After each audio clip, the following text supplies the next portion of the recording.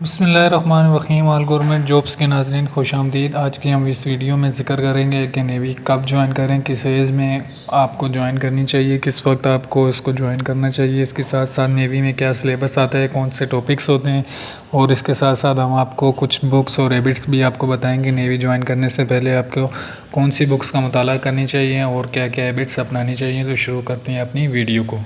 Pakistan navy हो या army हो या एयरफोर्स हो, आपको उस वक्त ज्वाइन कर लेनी चाहिए जब आप अपने मैट्रिक के एग्ज़ाम दें और आपके जो मार्क्स हैं मैट्रिक के वो 70% से कम हो।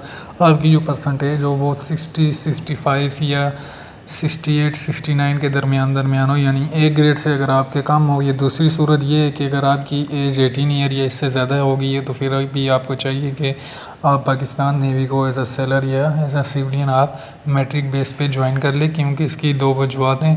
पहली वजूहत तो ये है कि आपके मैट्रिक के मार्क्स बहुत कम हैं, 70% से कम जो मार्क्स हैं वो बहुत ही ज़्यादा कम समझे जाते हैं। इस पर रजिस्ट्रेशन तो हो जाती है लेकिन इस पर फाइनल मेरिट लिस्ट में नाम आना बहुत मुश्किल हो जाता है।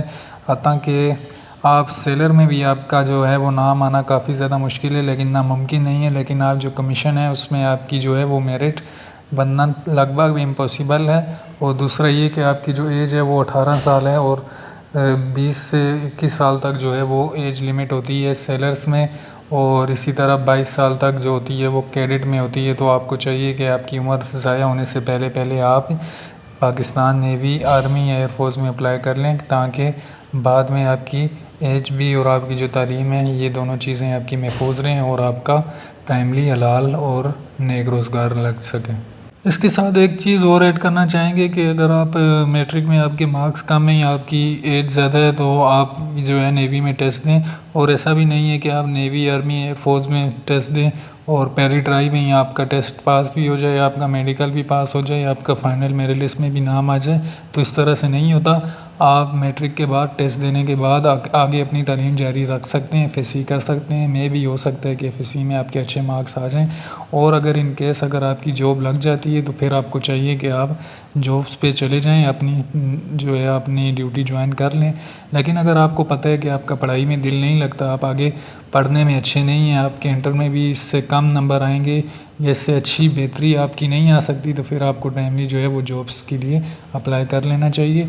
और अगर आपकी सही से तैयारी नहीं है और अगर आपका फ़र्स्ट टाइम है तो फिर आपके लिए बहुत मुश्किल होगा।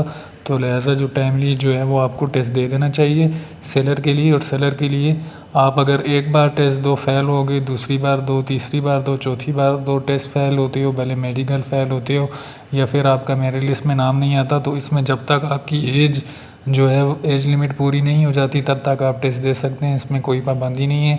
हाँ, जो एयरफोर्स है उसमें जो है वो कुछ कायदे कवानीन इस तरह के हैं कि 3 बार से ज़्यादा नहीं दे सकते, लेकिन नेवी और आर्मी में कोई पाबंदी नहीं है। टेस्ट आप जितनी मर्ज़ी दफ़ा देना चाहें, जितनी दफ़ा कोशिश करना चाहें वो कर सकते हैं, लेकिन साथ में एक चीज़ को मद्देनज़र रखना है कि एज लिमिट जो है वो आपकी वो पूरी हो। दूसरा जो आपके पास सबसे बड़ा चांस होता है वो एफएससी के बाद होता है। आपने अगर एफएससी कर ली है और एफएससी में आपके जो मार्क्स हैं वो 70% से कम हैं, यानी कि ए ग्रेड से कम है, और आपकी जो एज है वो भी 20 प्लस हो चुकी है, तो फिर आपको चाहिए कि जल्द अज जल्द आप जो हैं वो कमीशन में अप्लाई कर लें। आप जिसमें मर्ज़ी भले करना चाहते हैं, एयरफोर्स में कर लें या नेवी में कर लें या फिर आर्मी में कर लें। आर्मी में बनस्बत एयरफोर्स और नेवी जो है वो आसान होता है, बाकी पीए जो है वो सबका सेम ही होता है, जिसको आईएसएसबी भी कहा जाता है। तो इसके लिए आपको चाहिए कि आप जल्द अज जल्द अप्लाई कर लें एज ऑफिसर भी।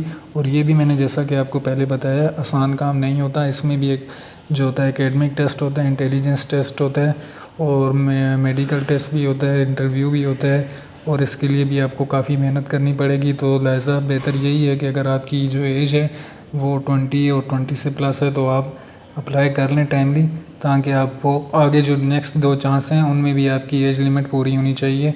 और अगर आपको लगता है कि आप जो हैं आपका 70% या इससे कम मार्क्स हैं और आप इससे ज़्यादा मार्क्स नहीं ले सकते, जैसा कि ऑफिसर बनने के लिए 60 to 65% रिक्वायर्ड होती है, और आप अगर समझते हैं कि आप नेक्स्ट आगे अच्छा परफॉर्म नहीं कर सकते तो आपको फिर जो है वो अपना डिसीजन लेने में जल्दी करनी चाहिए और टाइमली एज आ ऑफिसर बनने की कोशिश करनी चाहिए।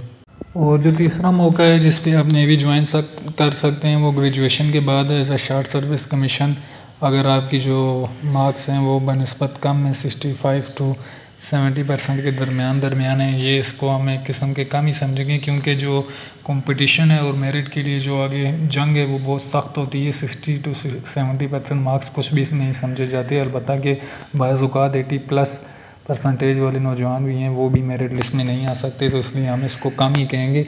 और अगर आपकी एज है वो 25 साल से ज़्यादा हो चुकी है तो फिर आपको कोशिश करनी चाहिए कि जल्द अज जल्द आप अपने आप को ग्रेजुएशन बेस पे शॉर्ट सर्विस कमीशन में किसी भी एक अपनी मनपसंद ब्रांच में या किसी भी एक फ़ोर्स में, नेवी, आर्मी या पीएफ या इसके अलावा रेंजर या पुलिस, आप कहीं भी अगर ग्रेजुएशन पे अप्लाई करना चाहते हैं तो टाइमली कर लें, क्योंकि बाद में आपकी जो है एज लिमिट वो ज़्यादा हो जाएगी, बढ़ जाएगी और बाद में फिर कोई फ़ायदा नहीं होगा।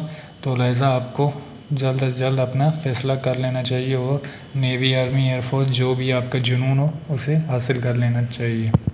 गाइस, हमने आपको ये तो क्लियर कर दिया कि किन सूरतों में जो है वो नेवी ज्वाइन करनी चाहिए। साथ में ये भी बता देते हैं कि किन सूरतों में आपको नेवी नहीं ज्वाइन करनी चाहिए। सबसे पहले जो है वो मैट्रिक के बाद अगर आपके मार्क्स जो हैं वो A1 ग्रेड है या A ग्रेड से ज़्यादा हैं, यानी कि 70+ या 75 या 80-85% या बाज़ केसेस में 90% भी नौजवान के होते हैं, तो ऐसे केसेस में आपको जल्दी नहीं करनी चाहिए। आपको सेलर या फिर जो है सिपाही या फिर एयरमैन के तौर पर नहीं ज्वाइन करना चाहिए, बल्कि अपनी तालीम जो है वो जारी रखनी चाहिए और आपको एफएससी करनी चाहिए आगे और ऑफिसर के लिए अप्लाई करने की कोशिश करनी चाहिए। इसके साथ साथ अगर आपकी एज भी जो है वो 16 से 17 साल के दरमियान है, 18 साल से ऊपर आपकी एज नहीं हुई, तो आपको कोशिश करनी चाहिए कि आप आगे एफएससी करें और अपना रोशन मुस्तकबिल के लिए आगे तैयारी करें।